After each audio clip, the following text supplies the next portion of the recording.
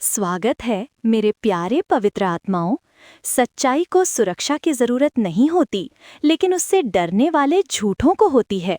इस बात को जरा मन में बैठने दो, क्योंकि आज किसी का सब्र का बांध टूट गया है और नकाब तेजी से फिसल रहा है। राज खुल रहे हैं। बंद दरवाजों के पीछे की फुसफुसाहटें अब ऐसे इकबालिया बयान बन रही हैं जिनके परिणाम होंगे। और जिन लोगों ने कभी उंगलियां उठाई थीं, ओह, वे उन्हीं हाथों से बेनकाब होने वाले हैं जिनका इस्तेमाल उन्होंने तुम्हें बर्बाद करने के लिए किया था। यहाँ एक कड़वा सच है। 85% से ज्यादा मैनिपुलेटिव लोग अपनी साजिशों को तब तक स्वीकार नहीं करते जब तक कि अंदर का कोई टूट न जाए। और जब वो पल आता है प्रिय, तो ये अब और आध्यात्मिक युद्ध नहीं होता, ये आध्यात्मिक अदालत होती है। तुम सोच रहे होगे कि तुम हमेशा निशाना क्यों थे, तीर हर दिशा से क्यों आते थे, विश्वासघात रोजमर्रा का काम क्यों लगता था। स्पॉइलर अलर्ट, तुम पर सिर्फ हमला नहीं किया गया था, तुमसे डराया गया था। तुम्हारी शक्ति के लिए नहीं, बल्कि तुम्हारी सच्चाई के लिए। वो एक चीज जिसे वे खरीद नहीं सकते थे, नकल नहीं कर सकते थे या दफना नहीं सकते थे। और अब दुश्मन के खेमे से किसी का सब्र टूट गया है। चाहे वो अपराध बोध हो, पर्दाफाश हो या दिव्य दबाव हो, वे चाय को गंधक से भी ज्यादा गर्म गिरा रहे हैं। और ईश्वर, ओह, वो सिर्फ सुन नहीं रहा है, वो अपनी आस्तीनें ऊपर कर रहा है। उन्होंने सोचा कि लड़ाई खत्म हो गई है। उन्हें ये एहसास नहीं हुआ कि ईश्वर सजा के सिर्फ दूसरे पन्ने पर था। तो आराम से बैठो, अपनी पॉपकॉर्न और शायद एक पंखा ले लो, क्योंकि जो आ रहा है वो बिना एसी के नरक में एक गर्मी से भी ज्यादा गर्म है। चलो बात करते हैं कि तुम निशाना क्यों थे। दुष्ट आखिरकार अपने बोए हुए बीजों को कैसे काट रहे हैं, और क्यों? ये कर्म नहीं, ये न्याय है। पहली बात, तुम उसे उजागर करते हो जिसे वे अपनी पूरी जिंदगी छिपाने में खर्च करते हैं। तुम उसे उजागर करते हो जिसे वे अपनी पूरी जिंदगी छिपाने की कोशिश में खर्च करते हैं। यही असली कारण है कि तुम्हें निशाना बनाया जाता है। इसलिए नहीं कि तुमने बहुत ज्यादा कहा, बल्कि इसलिए क्योंकि तुम्हारा अस्तित्व वो सब कुछ कहता है जो वे सुनना नहीं चाहते। तुम एक कमरे में चलते हो और अचानक उनका अभिनय बिखरने लगता है। तुमने उन्हें बाहर नहीं निकाला, उनका सामना नहीं किया या उन्हें अपमानित नहीं किया। तुम सिर्फ ईमानदारी के साथ सामने आए और वही उन्हें घबराने के लिए काफी था। वही लोग जो दावा करते हैं कि वे सच्चाई और उपचार चाहते हैं, वे ही सबसे पहले उसे नष्ट करने की कोशिश करते हैं। क्यों? क्योंकि तुम्हारी प्रामाणिकता उनके ठीक होने, बुद्धिमान होने या नियंत्रण में होने के भ्रम को खतरा पहुंचाती है। लोग उन झूठों के इर्द गिर्द पहचान बनाते हैं जो उन्होंने खुद को जीवित रहने के लिए बताए थे। कुछ खुद से एक अच्छा इंसान होने, अपने अतीत से उभरने, कभी गलत न करने के बारे में झूठ बोलते हैं। तुम जमीन से जुड़े, ईमानदार, मंजूरी के लिए प्रदर्शन न करते हुए आते हो और ये उन्हें डराता है।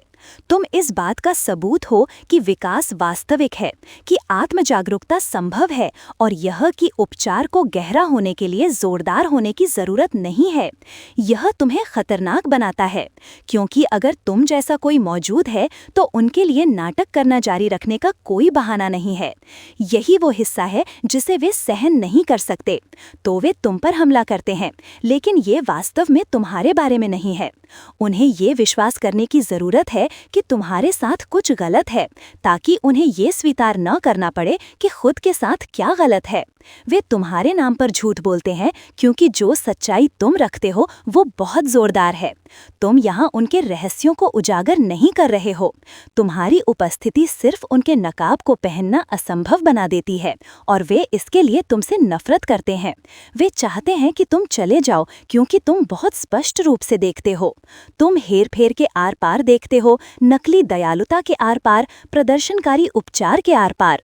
वे इस बात से नफरत करते हैं कि तुम उन्हें देख सकते हो और वो पढ़ सकते हो जो वे दुनिया से छिपा रहे हैं। तुमने किसी का दुश्मन बनने के लिए साइन अप नहीं किया था, लेकिन तुम्हारी रोशनी उनका अलार्म सिस्टम बन गई। तुम वो सच्चाई हो जिसे उन्होंने दफनाने की कोशिश की थी, और अब जब तुम उठ चुके हो तो वे उस सबूत को चुप कराने के लिए कुछ भी करेंगे कि उनकी हकीकत का संस्करण झूठ पर बना है। दूसरी बात, तुम ही वो आईना हो जिससे वे बच नहीं नहीं सकते। तुम ही वो आईना हो जिससे वे बच नहीं सकते। यही वह है जो उन्हें वास्तव में पागल कर देता है।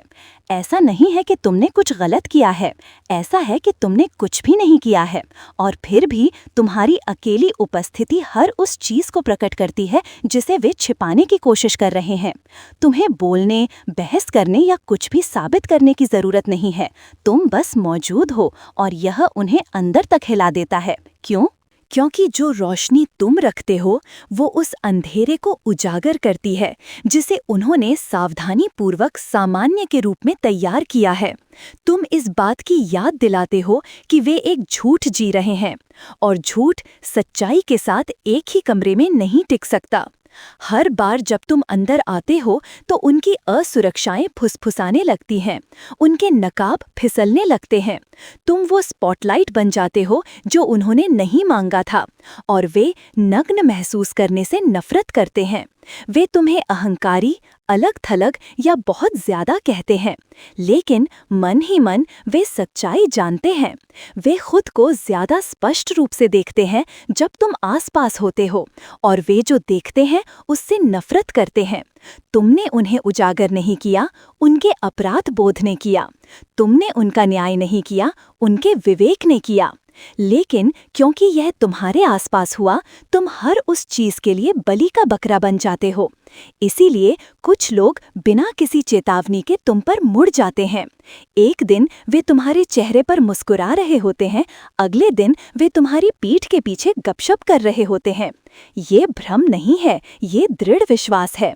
तुम नहीं बदले, वे देखे जाने से तंग आ गए। उनके लिए तुम पर हमला करना खुद का सामना करने से आसान है।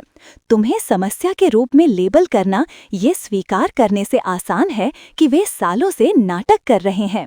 जो इस सब को उनके लिए और भी बुरा बनाता है वो यह है कि तुम किसी को भी उजागर करने की कोशिश भी नहीं करते हो। तुम एक बाइबल और एक स्पॉटलाइट लेकर नहीं घूम रहे हो। तुम सिर्फ तुम हो रहे हो, प्रामाणिक, संरेखित और बढ़ते हुए। और यही वो है जो सबसे गहरा कटता है, क्योंकि नकाबों और प्रदर्शनों से भरी दुनिया में तुम्हारी वास्तविकता एक आध्यात्मिक टकराव है। तुम उपदेश नहीं देते, लेकिन तुम दोषी ठहराते हो। तुम आरोप नहीं लगाते, लेकिन तुम प्रकट करते हो। और अपनी ही परछाई से छिपने वाले लोगों के लिए तुम्हारे आसपास होना न्याय के दिन की तरह लगता है, तब भी जब तुम सिर्फ अपना काम कर रहे हो।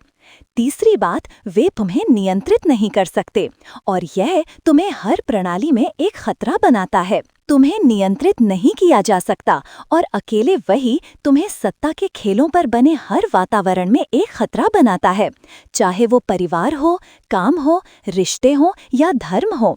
ज्यादातर प्रणालियां सच्चाई बताने वालों के लिए डिजाइन नहीं की गई हैं।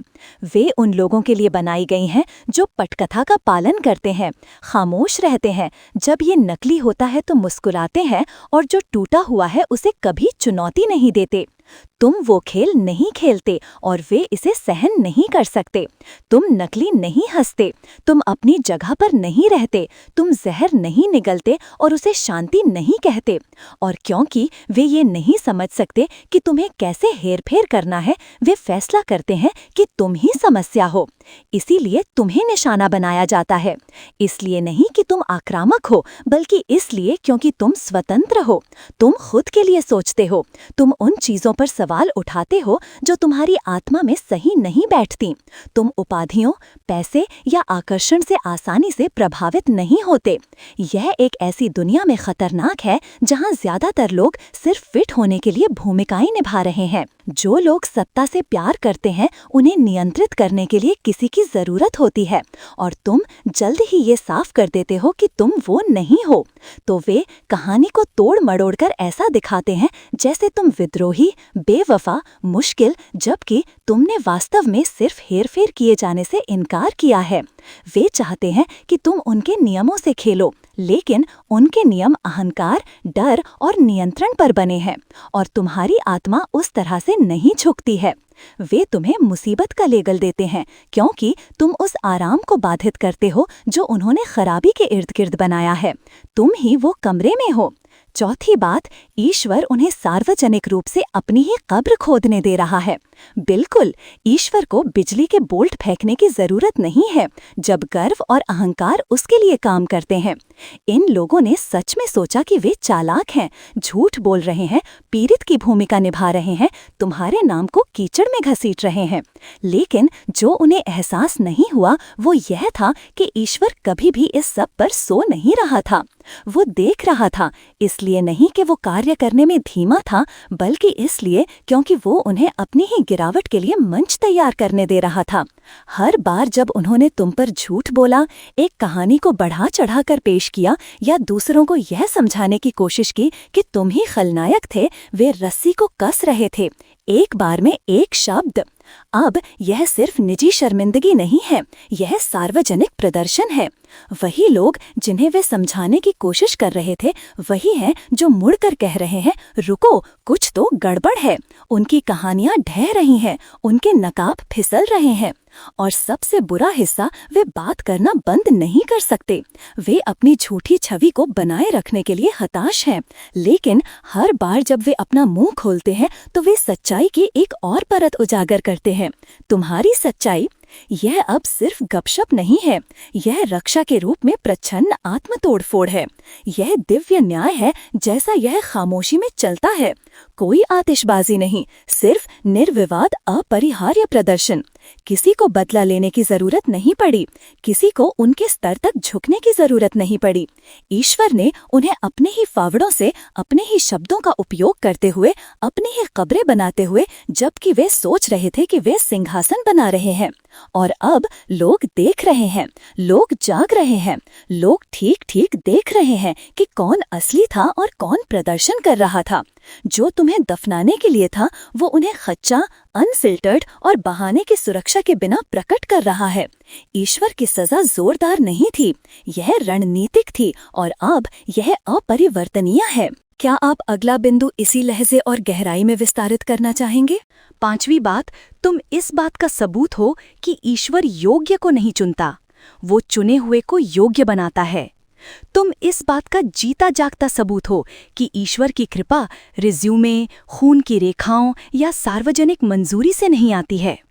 तुमने एक मंच के लिए भीख नहीं मांगी, तुमने किसी की चापलूसी नहीं की, तुमने दिल जीतने के लिए नकली विनम्रता का नाटक नहीं किया।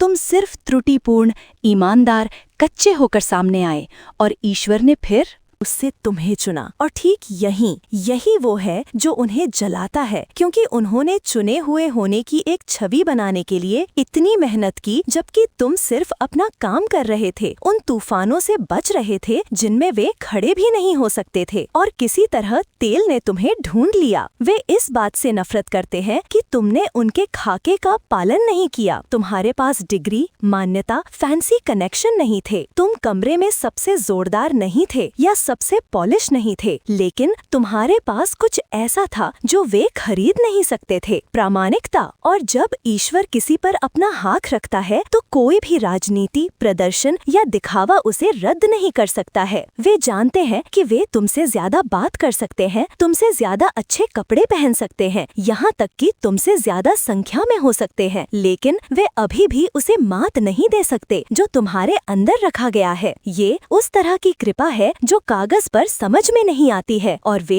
इससे बहुत नाराज होते हैं। उन्होंने सोचा कि वे नियंत्रित कर सकते हैं कि कौन उठता है और कौन नहीं। उन्होंने सोचा कि वे द्वारपाल हैं। तो जब ईश्वर ने उनकी प्रणाली को दरकिनार कर दिया और तुम्हें अभिषिक्त किया, तो इसने उनके बारे में हर झूठी चीज को उजागर कर दिया, क्योंकि उनके सभी प्रयासों के बावजूद उनमें अभी भी उसकी कमी है जो तुम्हारे पास स्वाभाविक रूप से आता है। बिना कोशिश किए वास्तविक प्रभाव, बिना पटकथा के वास्तविक ज्ञान, बिना प्रभुत्व के वास्तविक शक्ति। वे शोर को गहराई, लोकप्रियता को उद्देश्य से भ्रमित करते हैं और तुम्हारा जीवन उस झूठ का रोजाना सामना करता है। तुम भूमिका में फिट नहीं हुए, फिर भी ईश्वर ने तुम्हें बुलावा दिया। तुमने उनके बक्से नहीं भरे, फिर भी स्वर्ग ने तुम्हारा नाम बड़े अक्षरों में लिखा। तुम वह व्यवधान हो जिसे उन्होंने कभी नहीं देखा था, इसलिए नहीं कि तुमने स्पॉटलाइट की मांग की, बल्कि इसलिए क्योंकि तुम छाया में भी रोशनी ले जाते थे। और अब वे यह देखने के लिए मजबूर है कि जिसे उन्होंने नजरअंदाज किया था वह बन जाता है, जिसे ईश्वर बिना किसी माफी, बिना किसी स्पष्टीकरण और बिना किसी अनुमति की जरूरत के ऊपर उठाता है। छठी बात, वे आध्यात्मिक रूप से कुपोषित हैं और तुम एक दावत के रूप में चलते हो। वे भूखे हैं, भोजन के लिए नहीं, बल्कि उस शांति, उस स्पष्टता और उस अनुग्रह के लिए जो तुम रखते हो। उन्होंने सालों उथली चीजों, नकली रिश्तों, खाली जीतों और बाहरी मान्यता से खुद को खिलाया है, लेकिन इनमें से कुछ भी उन्हें नहीं भरता है। ये कभी भी संतुष्ट नहीं करता है, क्योंकि ये वास्तविक नहीं है। वे तुम्हें देखते हैं और तुम्हारी अकेली उपस्थिति आध्यात्मिक प्रचुरता के एक पूरे बुफे की तरह है, कुछ ऐसा जिसे वे कभी भी हासिल नहीं कर सकते, चाहे वे कितनी भी कोशिश कर लें। तुम वह दावत हो जिसे वे तरसते हैं, फिर भी हर बार जब वे तुम्हें खाने का प्रयास करते हैं तो वे उसी चीज पर घुटते रह जाते हैं जिसे उन्होंने सोचा था कि उन्हें पोषित करेगा। वे तुम्हें जीतते हुए नहीं देखना चाहते, वे तुम बनना चाहते हैं। वे तुम्हारी रोशनी, तुम्हारी खुशी, तुम्हारी अटूट शांति चाहते हैं। वे सोचते हैं कि अगर वे तुम्हारी मुस्कान की नकल करते हैं, तुम्हारी त्वचा पहनते हैं, तुम्हारे शब्दों को दोहराते हैं, तो वे किसी तरह उसी ऊर्जा में टैप कर लेंगे। लेकिन यहाँ एक बात है, वे पवित्रता को पचा नहीं सकते। तुम एक ऐसी आत्मा के साथ चलते हो जो पूरी, संरेखित और दिव्य है, ऐसी चीजें जिन्हें वे नकली नहीं बना सकते या दोहरा नहीं सकते। जब वे उसे लेने की कोशिश करते हैं, जिसे वे गुप्त सॉस के रूप में देखते हैं, तो यह उन्हें अंदर से जला देता है। वे आध्यात्मिक रूप से बीमार रह जाते हैं, क्योंकि उनका खालीपन तुम्हारी पूर्णता को नहीं संभाल सकता है। ऐसा भी नहीं है कि तुम उन्हें जानबूझकर नुकसान पहुंचाने के लिए कुछ कर रहे हो। ऐसा है कि तुम्हारी पवित्रता किसी बड़े से तुम्हारा संबंध आध्यात्मिक रूप से कुपोषित के लिए जहर की तरह है। उन्होंने सोचा कि वे तुम्हें निचोड़ सकते हैं, तुमसे लीच कर सकते हैं, अपने फायदे के लिए तुम्हारे सार को चुन सकते हैं, लेकिन जो वे नहीं समझते हैं वो यह है कि तुम्हारी ऊर्जा एक उच्च उद्देश्य के लिए है। वे इसका इस्तेमाल नहीं कर सकते, वे इसे निचोड़ नहीं सकते, वे इसे तोड़ मरोड़ नहीं सकते, और यह उन्हें पागल कर देता है। तुम्हें नकल करने या तुम्हारा मजाक उड़ाने का हर प्रयास उल्टा पड़ता है। वे तुम्हारे द्वारा रखी गई पवित्रता को नहीं संभाल सकते और यह उन्हें उन तरीकों से खाता है जिन्हें वे पूरी तरह से नहीं समझते हैं। उन्होंने सोचा कि वे तुम्हारी शांति का उपभोग कर सकते हैं, लेकिन इसके बजाय यह उन्हें उपभोग कर रहा है, और हर बार जब वे कोशिश करते हैं तो वे सिर्फ खुद को अपनी ही आध्यात्मिक भूख में और खोया हुआ पाते हैं। यह पवित्र जहर है और यह दुष्टों के पचाने के लिए बहुत शक्तिशाली है। सातवीं बात, तुम्हें यह उजागर करने के लिए चुना गया था जो सामान्य लगता है लेकिन हमेशा राक्षसी था। तुम्हें सिर्फ इस दुनिया के शोर के साथ घुलने मिलने के लिए पैदा नहीं किया गया था। तुम्हें एक विघटनकारी, एक अप्रतिद्वंद्वी शक्ति के रूप में भेजा गया था, उन प्रणालियों और लोगों को उजागर करने के लिए जिन्हें हर कोई अछूत मानता है। समाज में कुछ सबसे प्रिय और सम्मानित हस्तियां झूठी धर्मपरायणता, आकर्षण और सफलता के एक मंच पर रहने वाले आध्यात्मिक अपराधी हैं। उन्होंने दुनिया को यह समझा दिया है कि वे गुणी हैं, कि वे शक्ति, ज्ञान या प्रभाव की चाबियां रखते हैं, लेकिन इन सब के नीचे उन्होंने अंधेरे के साथ सौदे किए हैं। और तुम, जिसे उन्होंने खारिज कर दिया था, जिसे उन्होंने बहुत खामोश या अजीब सोचा था, उनके छिपे हुए अनुबंधों पर एक रोशनी डालने के लिए भेजे गए थे। तुम देखो, सच्चाई यह है कि ज्यादातर लोग यह विश्वास नहीं करना चाहते हैं कि जिन नेताओं पर वे भरोसा करते हैं, जिन प्रभावशालियों की वे प्रशंसा करते हैं, जिन प्रणालियों पर वे निर्भर करते हैं, वो भ्रष्टाचार और धोखे पर बने हैं। समाज अपनी मूर्तियों से प्यार करता है। यह इस नाटक के आराम पर पनपता है कि सब कुछ ठीक है, कि शक्तिशाली अच्छे हैं और अच्छे को पुरस्कृत किया जाता है। लेकिन तुम्हें उस भ्रम को फाड़ने के लिए भेजा गया था। तुम्हारे बारे में कुछ ने उनके आराम क्षेत्रों को हिला दिया, अनकहे डरों को उजागर कर दिया और उन नींवों को हिला दिया जिन्हें उन्होंने सुरक्षित माना था। तुम एक सेना के साथ नहीं आए, तुम्हें एक स्पॉटलाइट की जरूरत नहीं थी। तुम्हारा अस्तित्व ही व्यवधान था, वही जिसे उन्होंने उम्मीद की थी कि कभी नहीं आएगा। वे जानते थे कि कोई अभिशाप तोड़ने, सच्चाई बोलने, उस चक्र को बाधित करने के लिए आएगा जिसे उनकी खून की रेखा ने पीढ़ियों से चुपचाप संरक्षित किया था। वह कोई तुम निकले। तुम सिर्फ एक व्यक्ति नहीं हो, तुम एक भविष्यवाणी घटना हो। तुम वो हो जिससे उनके पूर्वजों ने खामोशी और गोपनीयता के माध्यम से बचने की कोशिश की थी। तुम वो हो जिसे उनके माता पिता ने तुम्हें कंडीशन, नियंत्रित या भ्रमित करने की कोशिश की थी, यह उम्मीद करते हुए कि तुम भूल जाओगे कि तुम कौन हो या अपनी शक्ति को पतला कर दोगे। लेकिन तुम झुके नहीं, तुम लाइन में नहीं गिरे और अकेले उसी ने तुम्हें खतरनाक बना दिया। तुम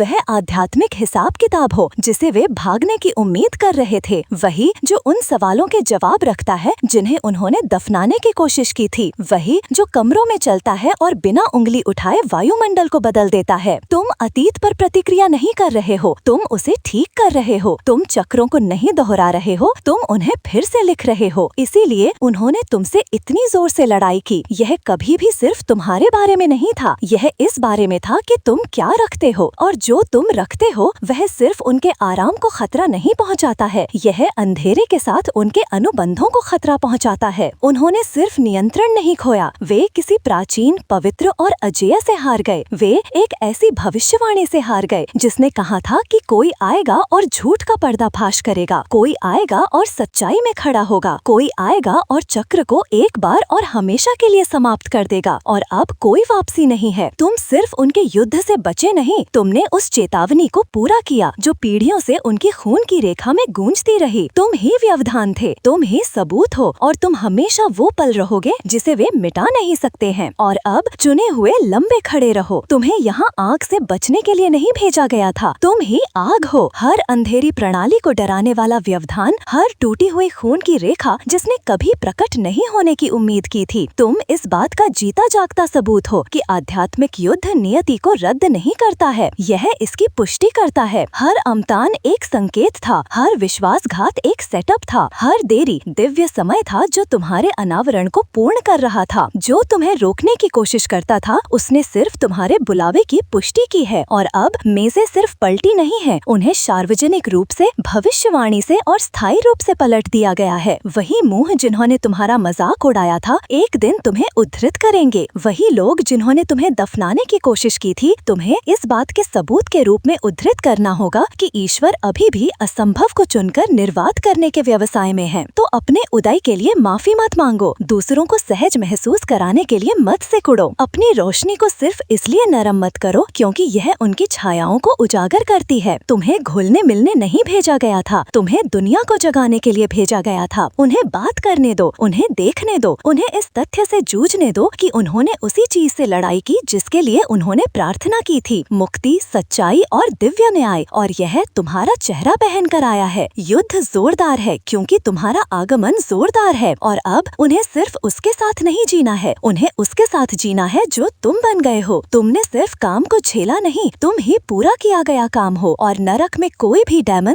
पृथ्वी पर कोई भी झूठ, मनुष्य से कोई भी साजिश उसे उलट नहीं सकती है जो ईश्वर ने पहले ही स्थापित कर दिया है। यह हो गया है, यह समाप्त हो गया है, और अब उठने का समय है। यह शब्द तुम्हारी आत्मा पर ऐसे लगा जैसे सच्चाई आखिरकार घर आ गई हो। सिर्फ इसके साथ बैठ मत, इसके साथ चलो। सुनिश्चित करो कि तुम चैनल को सब्सक्राइब करो ताकि तुम कभी भी एक और संदेश न चूको जो तुम्हारी आत्मा पहले से क्या जानती है। इस वीडियो को लाइक करो अगर इसने तुमसे बात की, एक कमेंट छोड़ो और दुनिया को यह जानने दो चुने हुए लोग जाग रहे हैं और मजबूती से उठ रहे हैं। और अगर तुम किसी को जानते हो जिसे इस शब्द की जरूरत है तो इसे साझा करो, इसे सीधे वायुमंडल में भेजो। किसी की सफलता तुम्हारी निर्भीकता से जुड़े हुई है। यह सिर्फ सामग्री नहीं है, यह पुष्टि है, और हम सिर्फ शुरुआत कर रहे हैं। तेज रहो, अलग रहो, और मैं तुम्हें अगले में मिलूंगा।